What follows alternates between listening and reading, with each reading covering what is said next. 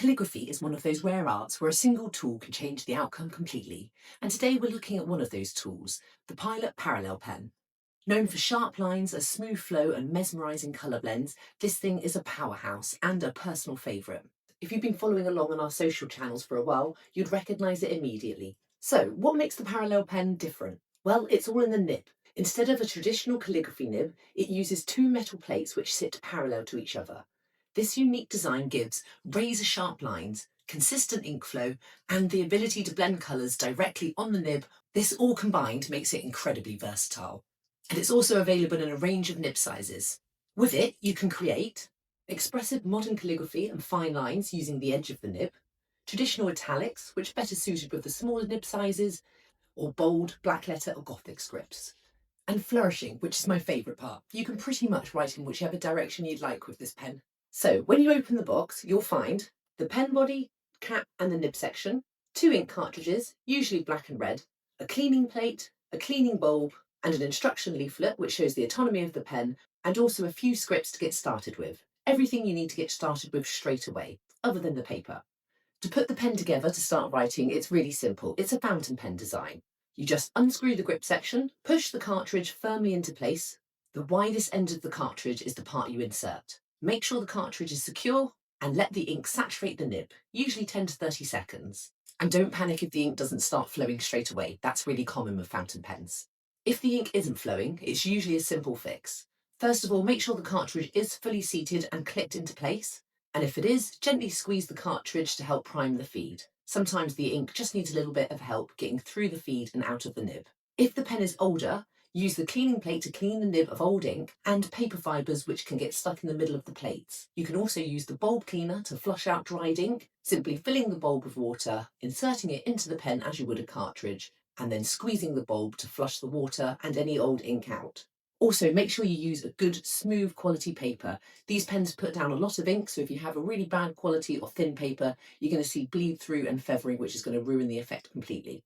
We like to use our own calligraphy paper here, which is 90 GSM and holds the ink really well. And if you are going to start mixing inks, then we'd recommend a watercolour paper around 300 GSM, which is really thick, but that will show off the inks much better and also stop any bleed through or feathering. So first of all, just a few points before we start writing. When you're holding the parallel pen, you want to make sure you keep the angle of the pen consistent to your page. If you keep moving it around or you move the angle of the paper, then you're going to see inconsistent lines, and that's where the writing will start to look wobbly. Also, make space on your desk. Your elbow should be on your desk. You don't want to be up here having to control all this arm and elbow with your hand, which is also controlling your pen. You want the desk to be taking the weight of your elbow so that your hand is just concentrating on the pen. And also go slowly. This definitely isn't something to do quickly. Take your time to get to know the pen, what strokes work, which strokes don't. Have a little bit of fun. Okay, so let's get writing. There are a few warm-up strokes which I like to do, and we're going to have a look at those today. There are lots of things you can do with this pen, but you really need to understand how to use it first to get simple strokes in order to put them all together to make something more dramatic. So with the Pilot Parallel Pen, you get a really wide range of strokes as well as some basic strokes. With this pen, we can make a diamond. I mostly use this as a serif. It's the most simple mark the pen can make. Hold the nib at an angle on the page and simply drag the nib down slightly. There's also a simple straight horizontal and vertical line, keeping the full nib parallel on the page and just dragging it to your right for horizontal or pulling down for a vertical line. Hairlines or fine lines are achieved by changing the angle of the nib. Instead of the full nib touching the page, turn it on its edge. Blending both the Y lines and the hairlines, you can add a little flick at the entry and exit points, twisting the nib slightly to get these hairlines. That little hairline flick acts as a simple flourish. The same can be done both horizontally and vertically. Also what I call a snake shape, which is really the horizontal or the vertical, but a more exaggerated shape. I often use this as a flourish or if I'm really exaggerating the lines in the letter shape.